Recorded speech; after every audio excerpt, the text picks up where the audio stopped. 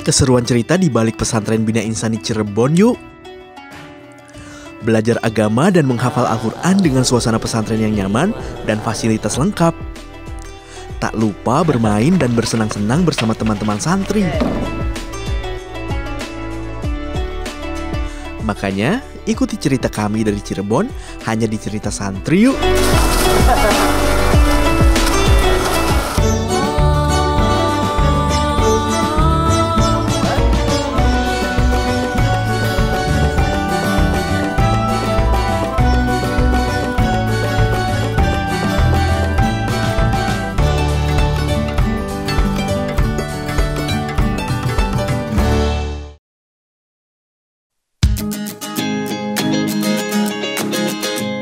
Assalamualaikum sahabat santri, selamat datang di kota Cirebon, kota 1000 santri. Sahabat, kalian tahu tidak kenapa Cirebon dijuluki sebagai kota 1000 santri? Hal ini karena banyaknya pondok pesantren yang bertebaran hampir di seluruh penjuru kota Cirebon. Sehingga banyak orang di luar kota Cirebon yang datang untuk mengirim anaknya ke pesantren-pesantren yang ada di Cirebon untuk belajar ilmu agama. Salah satunya adalah orang tuaku yang menitipkanku di Pondok Pesantren Bina Insan Mulia Cirebon, Jawa Barat ini. Oh iya sahabat, namaku Ibrahim atau biasa dipanggil Baim. Menjadi santri di pesantren ini memang telah menjadi cita-citaku sejak kecil. Dan setelah aku lulus sekolah dasar pada 2 tahun lalu, aku langsung mondok di sini. Sahabat, ini pesantren kebanggaan kami. Pesantren yang berdiri sejak tahun 2013 ini terdiri dari bangunan etnik yang beraneka ragam dan memiliki area yang sangat luas. Dengan jumlah santri lebih dari 2000 orang. Bina Insan Mulia merupakan pesantren berwajah etnik terbesar di Indonesia. Bina Insan Mulia sendiri terdapat 2 pondok pesantren, yakni Bina Insan Mulia 1 dan Bina Insan Mulia 2 yang memiliki standar internasional. Fasilitasnya pun lengkap. Mulai dari kamar yang mirip penginapan hotel, hingga kolam renang yang bebas dipakai kapanpun. Untuk biaya masuknya, mulai dari 9 hingga 20 juta rupiah. Meskipun tempatnya terlihat etnik, pesantren kami menerapkan sistem pesantren berbasis sekolah dan program pendidikan yang modern dan kekinian. Bahkan di sini kami aktif berkomunikasi dalam bahasa Inggris dan bahasa Arab. Pesantren kita, pesantren Bina Insan Mulia ini, sistem pendidikannya adalah sistem berbasis program. Kenapa dibilang berbasis program? Karena pesantren memiliki program-program berbasis semester juga. Yang pertama, di semester pertama seluruh santri itu diajarkan tahsin bimaku, yaitu mempelajari bacaan Al-Quran dengan baik. Di semester kedua itu ada tahfidz bimaku, yaitu menghafal Al-Quran selama 1 semester juga. Sahabat, karena pesantren ini berbasis pendidikan modern, maka kelas pembelajaran antara santri pria dan wanita dijadikan satu. Suasana pembelajaran di kelas pun dibuat senyaman mungkin, agar kami bisa menyerap ilmu dengan baik. Oke ya, kita lihat di situ ada partikel-partikel yang ada di dalam daun ya. Fajar. Ya Pak, maaf saya. Kenapa kamu bercanda, ngobrol? Maaf saya kurang nyimak Pak. Kan sudah Bapak jelasin tadi, suruh simak, perhatikan baik-baik. Coba kamu bisa nggak jelasin apa yang Bapak jelaskan tadi? Coba, apa yang di dalam video tersebut kamu jelasin.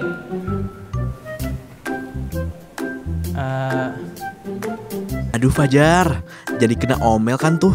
Makanya saat guru menjelaskan kita harus dengerin. Ada-ada aja kelakuannya ya sahabat. Lain kali tolong perhatikan. Paham Fajar? Paham Pak, minta maaf Pak. Jangan diulangi. Iya Pak. Ya udah, harus duduk kembali.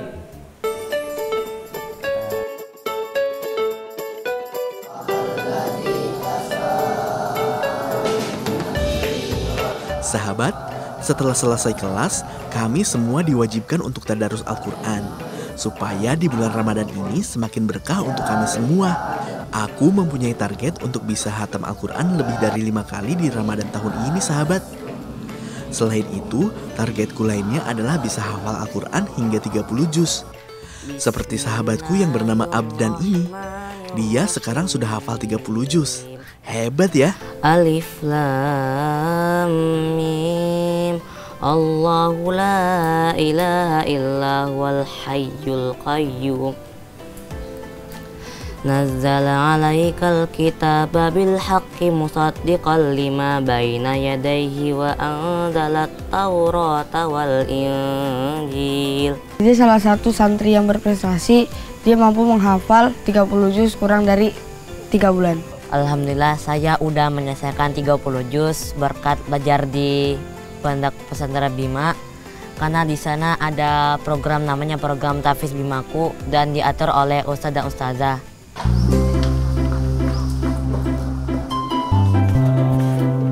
Sahabat, selama di bulan Ramadan, pembelajaran kita hanya setengah hari. Sisanya kami diberikan waktu santai. Waktu santai ini biasanya kami gunakan untuk membereskan kamar.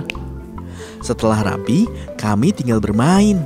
Enaknya main apa ya? Teman-teman, nanti kita udah belajar nih. Capek-capek. Sekarang gimana kalau kita ke sungai, senang-senang berenang? Boleh tuh, lebih bagus. Yuk. Nah sahabat, mereka ini adalah sahabatku. Hari ini kami mau main ke sungai dekat pesantren kami. Ikuti kami yuk. Sahabat, cuaca mulai gerimis nih. Aliran sungai tempat kami bermain menjadi deras. Dan sahabat kami ada yang jatuh ke sungai. Jangan kemana-mana, ikuti kami terus ya sahabat.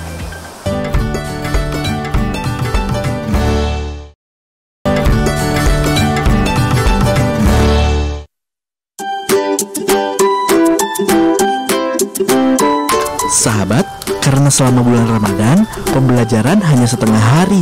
Maka hari ini kami mau bermain ke sungai dekat pesantren kami.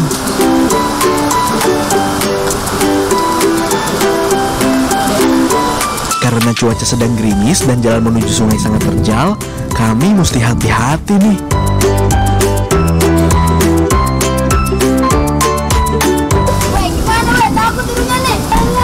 Temanku Abil sepertinya ketakutan. Nah, akhirnya Abil berani. Setelah melintasi pepohonan, akhirnya kami sampai di tempat bermain favorit kami. Sahabat, bermain di sungai ini selain menyegarkan, juga semakin menyadarkan kami akan tanda-tanda kebesaran Allah Subhanahu wa Ta'ala. Seru banget sih, karena bisa bermain dengan mereka. Karena mereka sudah belajar dengan rajin dan mereka menjadi jenuh. Jadi ini momen yang pas banget di bulan Ramadan, spesial gitu untuk saya karena bisa bermain dengan mereka di sungai. Pas lagi asik bermain, tiba-tiba salah satu sahabatku yang bernama Abil terjatuh. Kami berusaha menolong dia. Ya Allah, kami semua panik. Kirain Abil tenggelam. Ternyata kami dikerjain sama dia.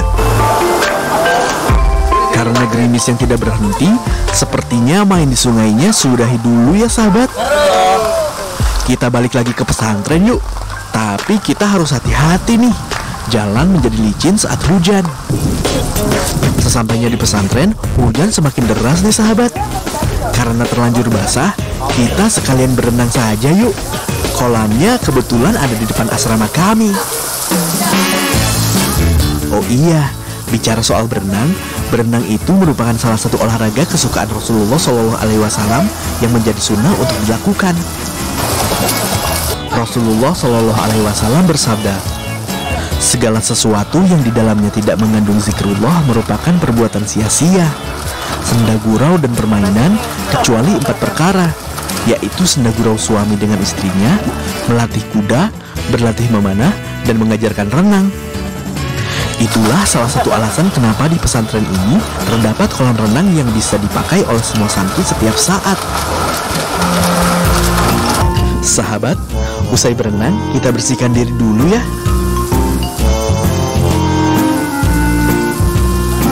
Pas lagi keramas, sepertinya ada yang ngerjain aku deh.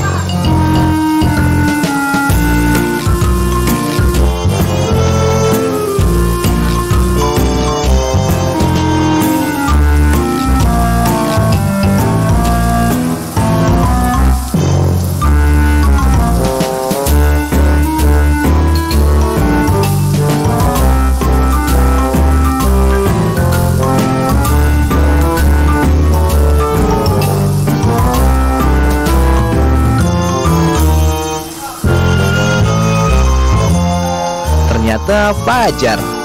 Pantas saja, dari tadi busa di rambutku nggak hilang-hilang. Fajar ini memang terkenal paling jahil di sini, sahabat. Sahabat, selain menyukai olahraga berenang, Rasulullah Shallallahu Alaihi Wasallam juga menyukai berkuda. Dan di pesantren kami juga tersedia olahraga berkuda loh. Kebetulan hujan sudah reda. Aku akan mengenalkan kuda favorit santri kepada kalian. Sore-sore gini enaknya ngasih makan kuda guys. Langsung ke rumput aja guys. Nah, ini dia kuda favorit kami. Namanya si Baron. Kita kasih makan si Baron dulu yuk sebelum kita naiki. Si Baron dikasih makan belum? Ya. Masih sehat ya. Sekarang ajak main Ki. Ayo. Setelah kenyang, kita ajak main Baron yuk. Sahabat, belajar mengendarai kuda sangat menyenangkan. Selain itu, olahraga ini juga mendatangkan pahala. Dalam banyak hadis, Nabi Shallallahu Alaihi Wasallam juga memberikan dorongan kepada umatnya untuk melatih kuda, serta berlatih mengendarai kuda. Ternyata lelah juga ya mengendarai kuda. Kalau sudah, sekarang kita kembalikan Baron ke dalam kandang yuk.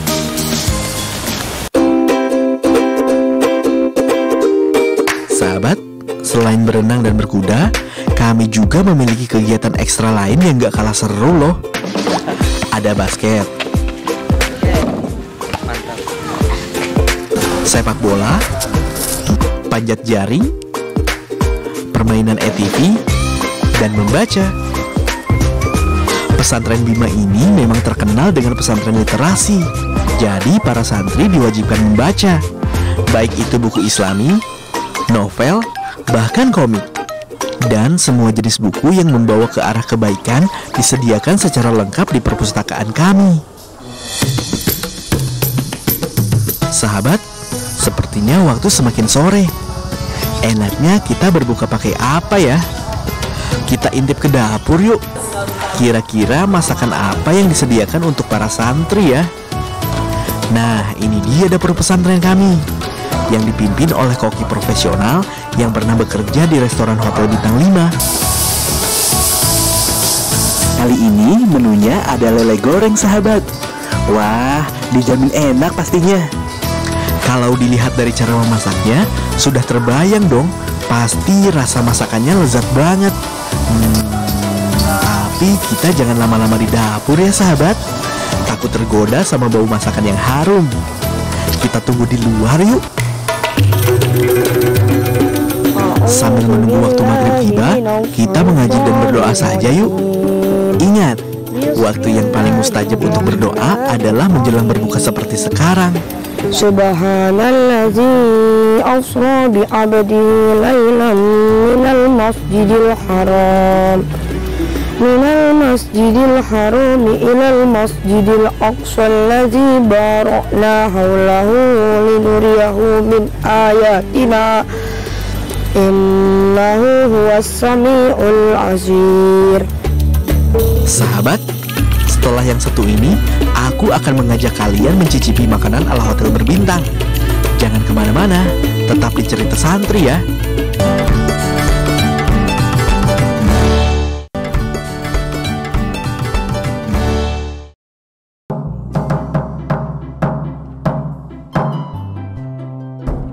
Alhamdulillah, waktu berbuka tiba. Selamat berbuka puasa semuanya. Semoga berkah puasa hari ini. Teman-teman, sebelum kita berbuka puasa, marilah kita berdoa semoga makanan kita menjadi nikmat dan berkah. Berdoa dimulai.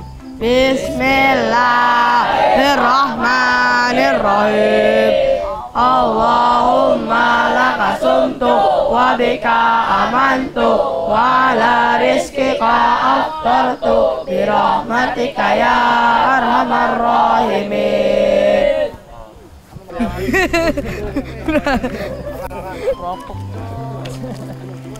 Udah dimakan. Enak banget ya makanannya. Makan bareng-bareng sama teman-teman santri gini, nikmatnya memang tiada duanya sahabat.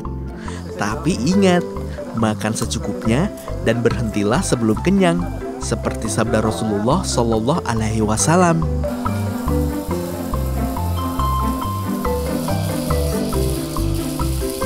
Setelah berbuka puasa, sekarang kami semua sholat dulu ya sahabat. Allahu Akbar.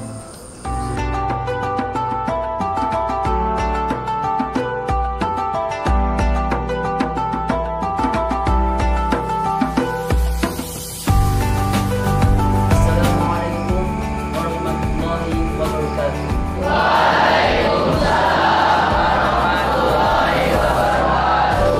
Selama di bulan Ramadan, sebelum sholat tarawih, para santri diwajibkan untuk mendengarkan kultum dari ustadz kami.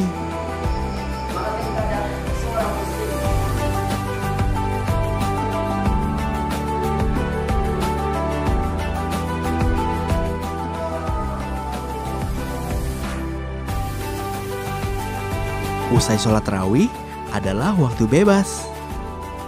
Ada yang tadarus atau membaca Al-Quran, ada pula yang langsung tidur.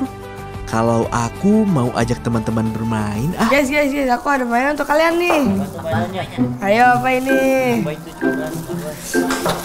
Itu kapal-kapalan dari desaku. Sahabat, ini namanya kapal kelotok, mainan tradisional khas Cirebon.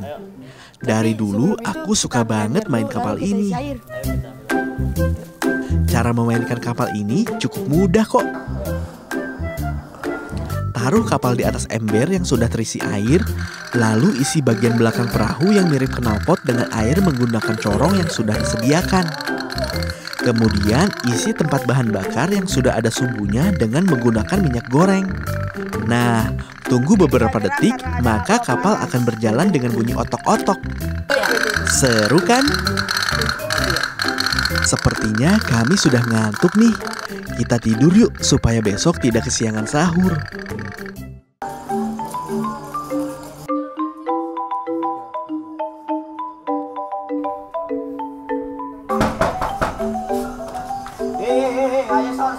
Astagfirullahaladzim, udah sahur. Sahabat, waktunya kita sahur. Bagi yang sudah duluan bangun, wajib membangunkan temannya yang belum bangun. Woi, bangun. Woi.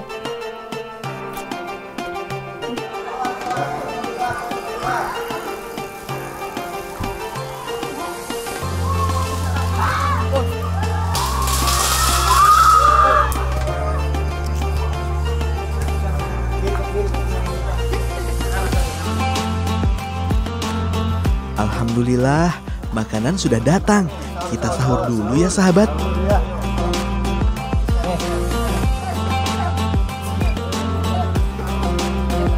Teman-teman, sebelum kita berpuasa, mari kita baca doa niat puasa. Berdoa dimulai. Bismillahirrahmanirrahim. Nawaitu sauma qadin an adai syahri Ramadana hadhihi sanati lillahi ta'ala.